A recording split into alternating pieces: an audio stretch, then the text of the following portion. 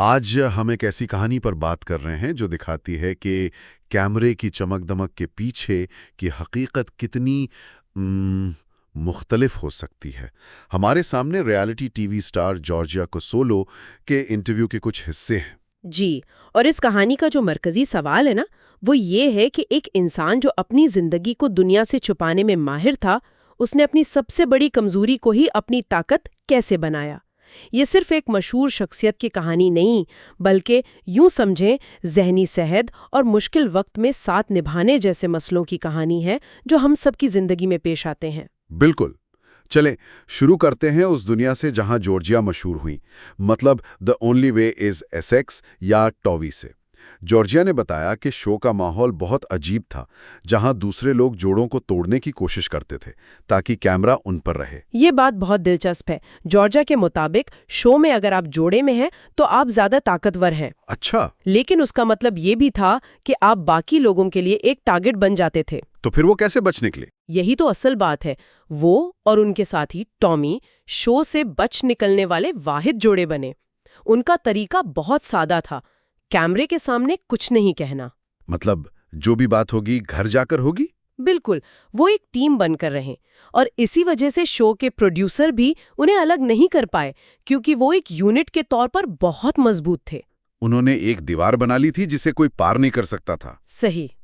اور شو کی یہ حکمت عملی تو ایک پہلو تھا۔ اصل چیلنج تو ان کی ذاتی زندگی میں شروع ہوا جب کیمرے بند ہو جاتے تھے۔ اپنے پہلے بچے بروڈی کے پیدائش کے بعد جارجیا کو شدید مشکلات کا سامنا کرنا پڑا۔ جی، انہیں شدید پوسٹ نیٹل ڈپریشن کا سامنا کرنا پڑا، مطلب وہ شدید ذہنی اور جذباتی دباؤ جو اکثر نئی ماؤں کو ہوتا ہے۔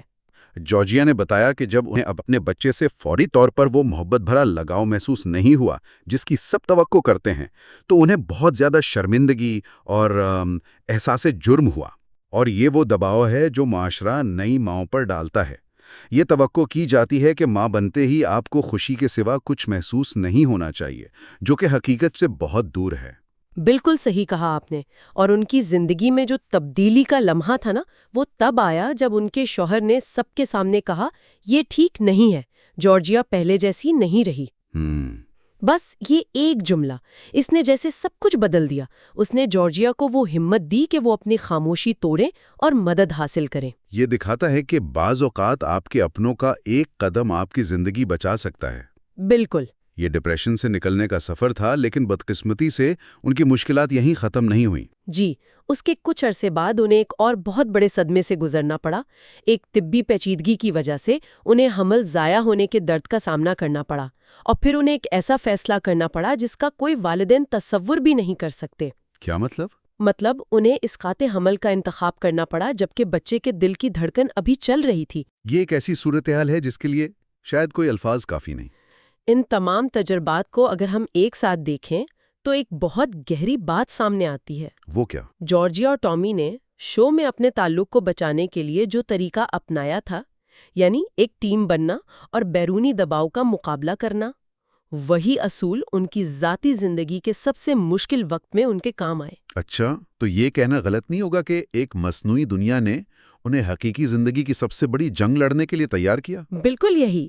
یہ بہت حیران کن بات ہے لیکن سچ ہے۔ وہ پہلے ہی ایک ٹیم کے طور پر لڑنا سیکھ چکے تھے، اور اسی طاقت نے انہیں ناقابل تصور غم سے گزرنے میں مدد کی۔ تو آخر میں جارجیا کی یہ کہانی ہمیں ایک اہم سوال پر سوچنے پر مجبور کرتی ہے۔ جی، سوال یہ ہے کہ جب ہم مشہور شخصیات کو ان کی کمزوریوں اور جدوجہد کے ساتھ دیکھتے ہیں تو کیا ہمارا نظریہ بدل جاتا ہے؟